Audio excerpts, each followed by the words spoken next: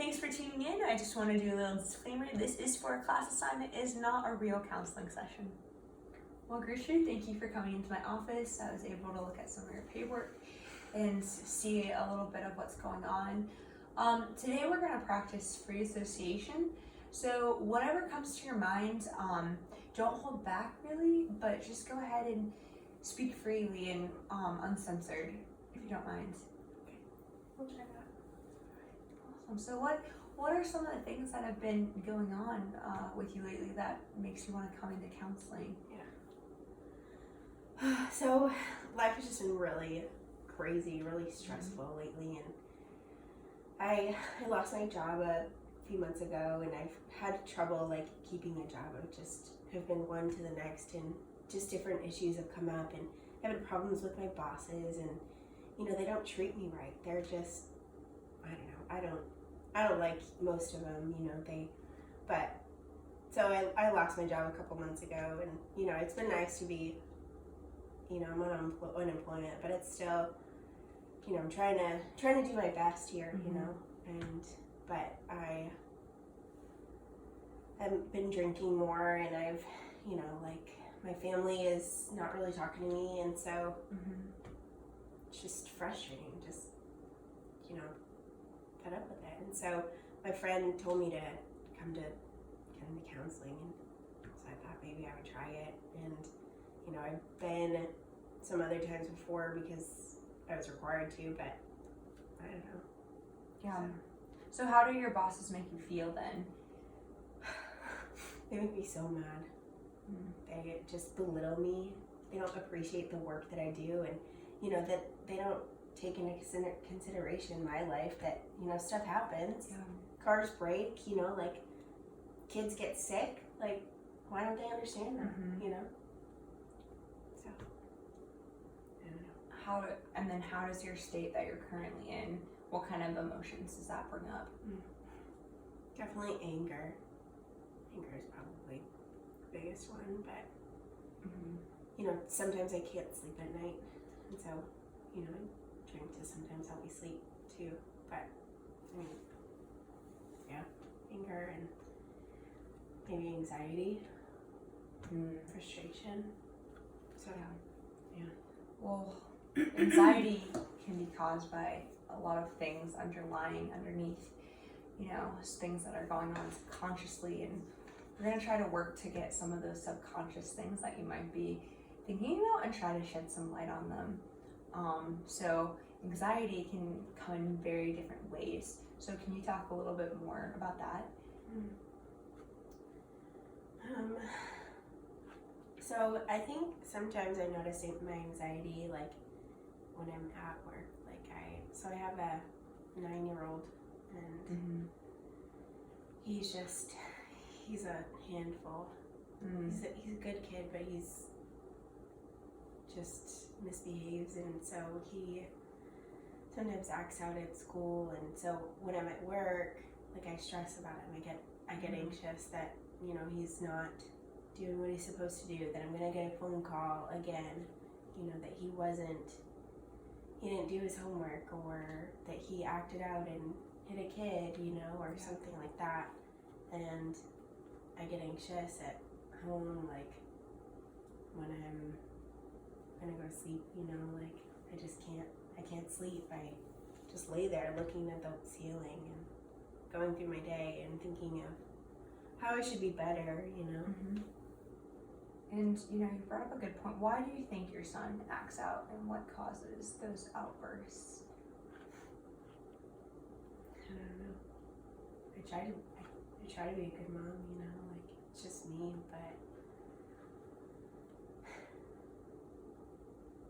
I don't know. Sometimes kids are kids, especially boys, they misbehave sometimes, and but I don't know why he's doing those things. We've talked about it time and time again, and I try to tell him he needs to listen to his teachers, he needs to do his homework, but I can't be there all the time to watch him. Now I'm home more, but I'm also trying to find a new job, so And where is his father in the picture of everything going on? He left when he was young. We got divorced. It was pretty bad. It was pretty ugly. But so yeah, we used to fight all the time, and it just got like violent at a point, and so he left, and I don't really hear from him anymore. So what do you kind of think about when you think about your relationship with your husband? Or I guess your ex-husband. That is just a whole different ball game, you know, like I get really mad with that too, you know, like he said he was gonna be a good dad, he said he was gonna, you know, he made all these promises, and he just left.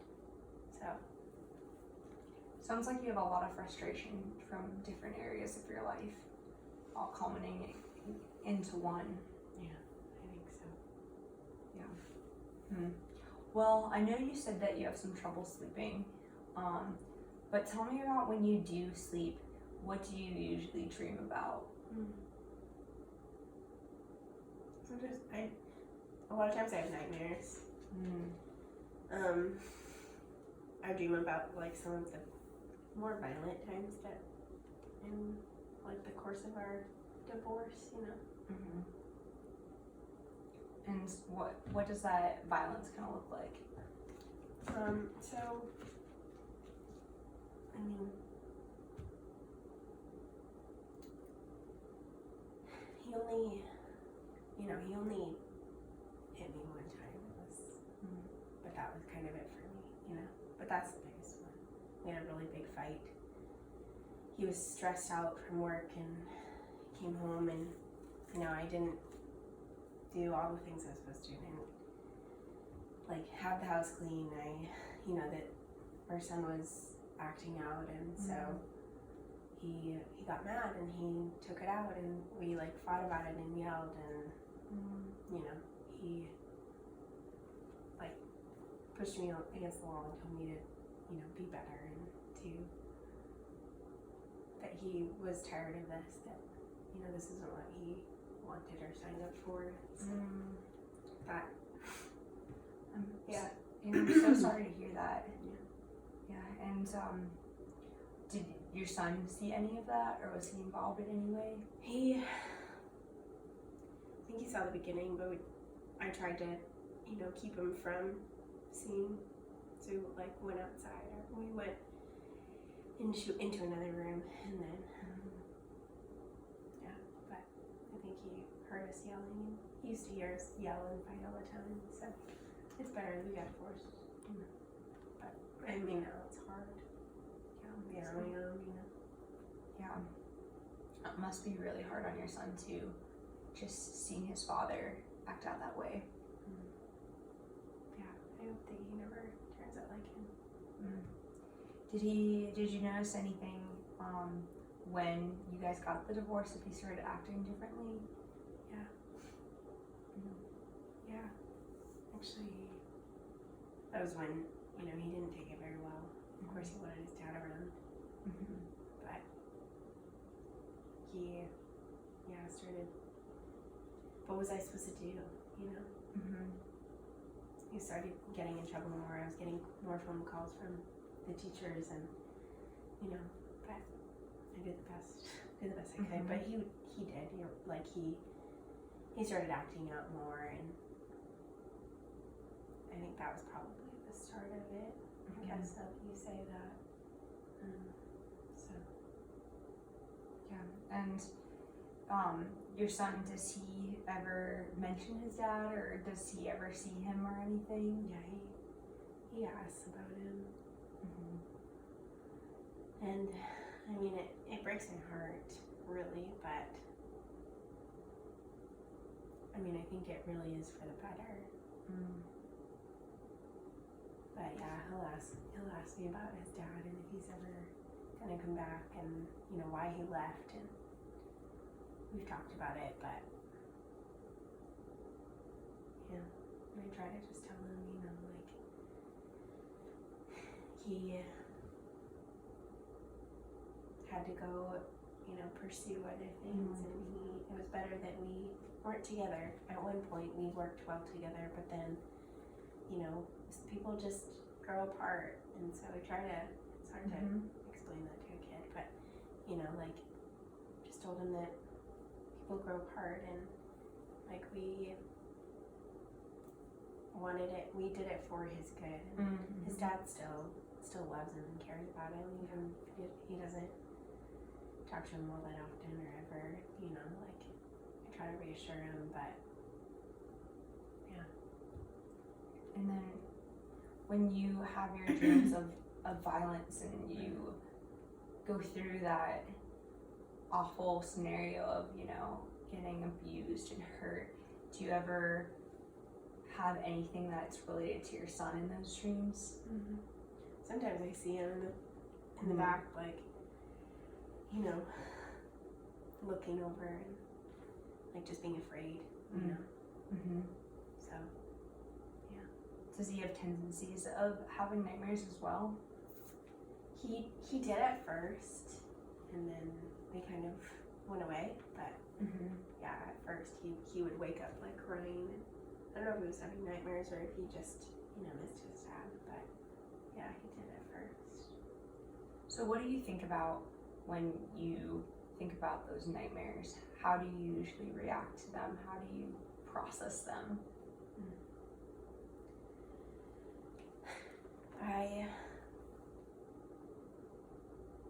mean, when I wake up, is that what you mean? When I first wake up? When I wake up, I'm afraid and I'm tense and kind of shaking, and I just, try to bring myself to and say it's in the past. I have to bring myself to where I am now. And and so then I do that, and I sometimes just go on my phone and watch a video or something for a little while and try to distract myself, until I get tired and I'm able to go back to sleep. And then how long would you say these nightmares have been kind of going on for? I mean, probably in the last, I don't know, they happened, I'm trying to think of when they first started. I think probably they were really bad at first, and then they got better, but now I don't have them as often. They're every, I don't know, couple weeks I'll have them. But yeah, after the divorce, probably they were pretty frequent when, I had to adjust to end up being there. Yeah, a new life and a new set of normal, routine, and having something can be really hard doing that. And so when you think of the word pain, what are the first things that kind of come to your mind? I think of him. I think of heartbreak. I think of physical pain. I think of my son. And when you hear the word loneliness, what do you think of? It makes me sad. Yeah. Think of,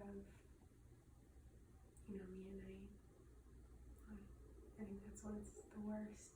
When it's quiet and I'm alone with myself, Yeah. Especially if you're having trouble sleeping, that can be really hard. And so, what I would really like to do with you is to continue to explore those avenues of those dreams that you're having and what might be some of those thoughts and those things underneath that are lying, and that pain that might be, hidden kind of deep and repressed, and just come and shed light on that a little bit. And I'd love for you to maybe take some notes, take a journal when you ever wake up, and if there's any significance in the dream or anything like that, it might be helpful. All right, so think we could meet next week and we can do that? Yeah, that sounds good. All right. Thank you for stopping by.